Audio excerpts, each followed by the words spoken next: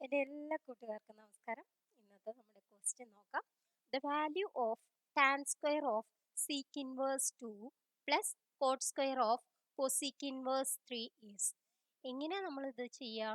അതായത് നമുക്ക് അറിയാവുന്ന ഒരു വാക്യം 1 plus tan square theta equal to sec square theta എന്ന് പറയാം അല്ലേ?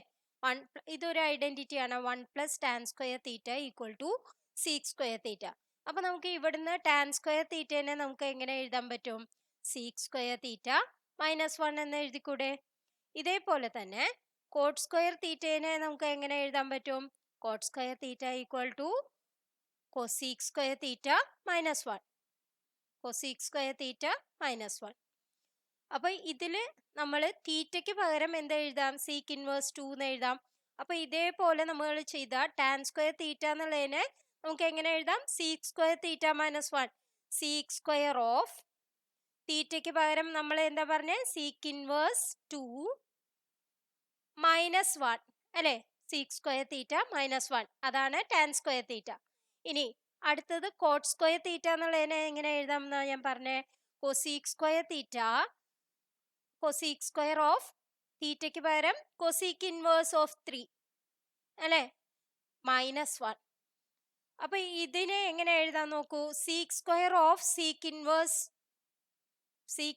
2 എന്നുള്ളതിനെ നമുക്ക് എങ്ങനെ എഴുതാം? Sec of sec inverse 2 whole square എന്ന് എഴുതിക്കൂടെ? Whole square plus cosec of cosec inverse 3 എന്ന് എഴുതിക്കൂടെ?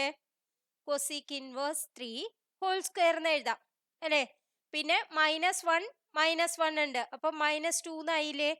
അപ്പൊ ഇനി നമുക്കറിയാം സീക്ക് ഓഫ് സീക്ക് ഇൻവേഴ്സ് തീറ്റ എന്ന് പറഞ്ഞാൽ തീറ്റയാണ് അല്ലെ? അപ്പൊ ഇവിടെ തീറ്റയുടെ സ്ഥാനത്ത് എന്താണ്? 2 ആണ്. അപ്പൊ സീക്ക് ഓഫ് സീക്ക് ഇൻവേഴ്സ് 2 എന്ന് പറഞ്ഞാൽ 2 ആണ് അല്ലെ? 2ന്റെ സ്ക്വയർ വരും, അപ്പൊ 2 square plus cosec of cosec inverse 3 എന്ന് പറഞ്ഞാൽ ഏത് വരും? 3 തന്നെ വരും, അപ്പൊ 3 സ്ക്വയർ വരും. 3 സ്ക്വയർ -2. അപ്പൊ ഇതെന്താണ്? 2 സ്ക്വയർ എന്താണ്? 4 പ്ലസ് 3 സ്ക്വയർ എന്താണ്? 9 -2. അപ്പൊ ഏത് വരും? 13 - 2 11 എന്നുള്ളതാണ് ആൻസർ. അപ്പൊ ബി എന്നുള്ളതാണ് ഓപ്ഷൻ. Thank you.